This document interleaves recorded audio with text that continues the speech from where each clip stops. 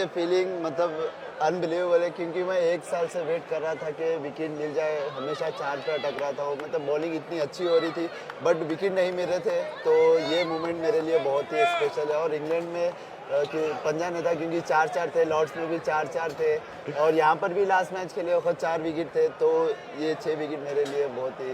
आप 11 में खेलते हैं तो किस वजह से खेलते हैं, वो चीज नजर आई है। 6 विकेटें लेना सिराज काफी as a fast bowler ask में इट्स अ इम्पॉसिबल टास्क, और आप फिटनेस के बगैर ये अचीव नहीं कर सकते। But hats off to Indian cricket board, जिन्होंने इतना इन्वेस्टमेंट की उन पे और उनको खिलाया और उनको आगे लेके कैरी करते रहे और खिलाते रहे, और उन्होंने भी वेल रिस्पॉन्डेड, जिसे कहते हैं जो रिस्पॉन्स दिया। इंडिया वर्सेस इंग्लैंड डे 3 में जो कुछ हुआ वो एब्सोल्यूट सिनेमा था। इंडिया जीत की तरफ बढ़ रही है, लेकिन क्रिकेट की जीत आज हो गई है, क्योंकि जिस तरह से डीएसपी सिराज ने आते ही जो रूट और बेन स्टोक्स को अरेस्ट किया और उसके बाद इंडियन गेंदबाजों को जो फेंटे लगे, और फिर देर होते होते इंडिया ने जिस तरह से कमबैक किया, वो क्रिकेट प्रशंसकों के लिए किसी ट्रीट से कम नहीं था। मजा आ गया। टॉप क्लास बॉलिंग करी और इंडिया को दोबारा गेम में ले आए दोनों fast bowler. Best of luck Hindustan, I think they are in great position, और कोई कल मैसअप ना हो और कोई ऐसी चीज़ ना करे हिंदुस्तान जिसकी वजह से वो मैच में वापस लाए इंग्लैंड को। Otherwise I can see this test match again winning by Hindustan. Top का सिस्टम है, इतना बड़ा बॉलर है, लाइनें लगी हुई हैं। आपको पता है कि बैकअप प्लेयरों की तो ये बेस्ट कि अब मेरी जिम्मेदारी है, बुमराह नहीं है, मैं स्पेयर हेड हूं। आकाशदीप ने बड़ी अच्छी बॉलिंग करवाई है, but I am the most senior in this bowling attack. तो फिर मैंने आउट करना है, तो 6 खिलाड़ी आउट करके गया। सेकंड डे और थर्ड डे तीनों दिनों में डोमिनेशन तो नजर आई है भाई। पहले अकेला शम्मन गिल आता था, वो तबाह करके जाता था। अब मोहम्मद सिराज मैदान में उतरा है विदाउट जसप्रीत बुमराह। भाई मोहम्मद सिराज, डीएसपी सिराज ने आज जैसी बॉलिंग की है, तमाम इंग्लैंड बैटर्स को पकड़ के भाई पवेलियन के अंदर भेज दिया है।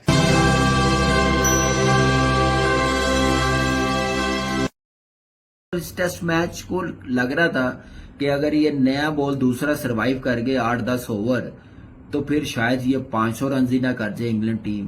तो 200-250 रन जेमी स्मिथ ना कर जाए, 200 रन हैरी ब्रूक ना कर जाए, ऐसे लग रहा था।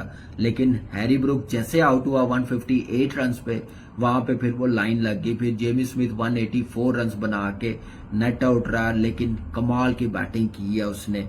और आप देखें कि उसने बॉल 3-3 फील्डर रखे हुए थे पुल शॉट पे। आप देखें कि इतना कॉन्फिडेंस था उसने, वहां पे उसको अटेम्प्ट किया, बाउंड्रियां ली हैं। और आप देखें कि यही एक जो कंट्रोल था ना, जैसे 5 आउट किए थे, एक पेशेंस के साथ बॉलिंग की थी लाइनों लेंथ पे, वो लूज किया और मौका मिला इंग्लैंड की बैटिंग लाइनअप को, इन दोनों प्लेयरों को, जो इतने बड़े रन वो बनाने में कामयाब हो गई। जहां पे 350 रन की लीड लेनी चाहिए थी, वहां पे सिर्फ 180 रन की मिली है। अभी आपको पता है कि दूसरी इनिंग स्टार्ट कर ली हुई है। एक आउट हो गया है जायसवाल 28 रन पे, लेग भी 4 आउट हो गया, 64 फॉर 1 है और 244 रन बन गए हैं। अब सेफ साइड और जीतने के लिए बड़ा जरूरी है। इस टाइम इंडियन की जो सोच होगी वो यही होगी, कप्तान की और गौतम की, कि किसी तरीके से हम पहले 450 करें, 450 टी से पहले करें, क्योंकि 150 रन और करने हैं तो 400 हो जाना है। तो टी से पहले, टी तक हम एटलीस्ट 450 करें। आखिरी जो मेरे ख्याल से 15-20 ओवर्स इंग्लैंड टीम को जरूर अंदर लाना चाहिए। अगर ये टी तक सरवाइव कर गए, 450 हो गए, तो फिर ये इंग्लैंड टीम के लिए बड़ा मुश्किल हो जाएगा इतने रन चेज करना। फिर मेरे ख्याल से इंडियन टीम 450 से ज्यादा रन बनाने में कामयाब हो जाएगी। के राहुल जैसे खेल रहा है, लेकिन जेमी स्मिथ ने जो बैटिंग की है, आप देखें कि लंच से पहले उसने अपना 100 कंप्लीट किया, रिकॉर्ड बनाया 81 बॉलों पे 100 ओवर, 100 स्ट्राइक रेट के साथ। उसके बाद 150 उसने ओवर 100 स्ट्राइक रेट के साथ किया। हैरी ब्रूक ने 158 रन बनाए हैं, कमाल की बैटिंग की। गेंदबाजों ने धुआं कर दिया। 21 ओवर में 84 रन पर 5 विकेट गिर गए। लगा कि यार ये मैच जो है ये इंडिया के फेवर में जाने वाला, और कहीं ऐसा तो नहीं कि पारी से हार होने वाली है। लेकिन तभी हैरी ब्रूक ने अपने साथी के साथ मिलकर वक्त बदला, जज्बात बदला, हालात बदला, और अगर 61 ओवर में 303 रन मार, मतलब बेसबॉल जो कहते हैं वो एक्चुअली दिखाई पड़ा, क्योंकि 61 ओवर में 303 लगभग हर ओवर में पिटाई हुई है। प्रसिद्ध कृष्णा को तो मार मार के धुआं कर दिया। हालांकि वक्त, जज्बात, हालात जो इंग्लैंड ने बदला था वो आखिर में इंडिया ने बदला। और नतीजा ये रहा कि जिस इंग्लैंड ने 84 पर 5 गंवाए थे, फिर 303 बिना विकेट के बनाए थे, वो आखिरी के 5 विकेट केवल 20 रन पर गंवा देते हैं। इंडिया के गेंदबाज आकाशदीप 88 रन देकर 4 विकेट लेते हैं, सिराज 70 रन देकर 6 विकेट लेते हैं, प्रसिद्ध कृष्णा साहब खाली मार खाते रहते हैं। 13 ओवर 72 रन, कोई विकेट नहीं। हैरी ब्रूक ने 158 ठोके और जेमी स्मिथ, क्या बल्लेबाजी की भाई साहब, क्या बल्लेबाजी है। 207 गेंदों पर 184 रन, वैसी ही बल्लेबाजी जो हैरी ब्रूक ने भी की, 234 पर 158। इंग्लैंड के 2 यंग बैट्समैन और जबरदस्त पारी, और इस पारी की बदौलत इंग्लैंड 407 पर पहुंच गई। इंडिया की दोबारा बैटिंग आई, जायसवाल साहब रिकॉर्ड बनाकर आउट हो गए।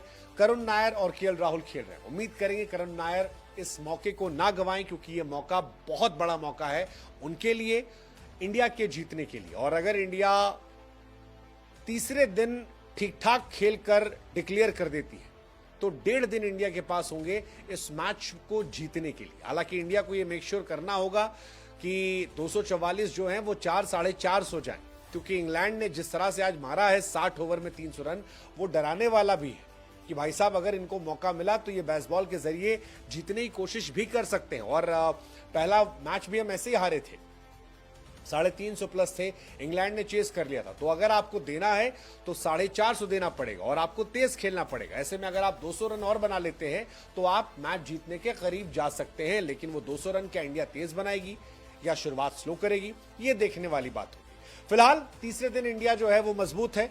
इंडिया के स्कोरबोर्ड पर 244 रन है, 9 विकेट उनके पास है, और अगर इंडिया कायदे से खेलती है तो यह मैच उनका हो जाएगा। राहुल 28 पर, करुण नायर 7 रन बनाकर फिलहाल खेल रहे हैं। ये मैच बढ़िया था। बढ़िया मैच इसलिए कह रहे हैं क्योंकि बुमराह साहब नहीं थे, इंडिया के गेंदबाजों पर प्रेशर था और सिराज कमाल थे।